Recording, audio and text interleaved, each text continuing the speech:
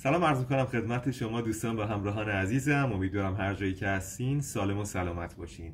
اگر استرس دارید، چربیای شکم و پهلو مثل قبل به راحتی آب نمیشه یا خوابتون به هم ریخته، ممکنه از بالا رفتن هورمون کورتیزول باشه.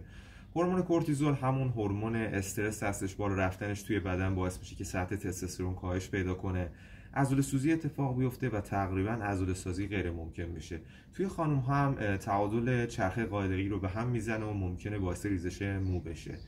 یک سری اقدامات پیشگیری کننده وجود داره، مثل داشتن خواب کافی، انجام دادن تمرینات ورزشی متناسب با بدن نه بیش از حد و زیاده روی، عدم استفاده از مشروبات الکلی، دخانیات و فست فودها، حذف یک سری از قندهای ساده و مصرف یک سری از مکمل‌ها و ویتامین‌ها حائز اهمیته. به عنوان مثال مصرف آشواگاندا تا 30% میتونه سطح کورتیزول رو بیاره پایین. مصرف ویتامین C، منیزیم، خدمتتون عرض شود امگا 3 التئانین که توی چای سبز وجود داره، فسفات دیلیسیرین که تعادل عصبی رو برقرار میکنه، بسیار حائز اهمیت در پایین آمدن سطح کورتیزول بدن شما.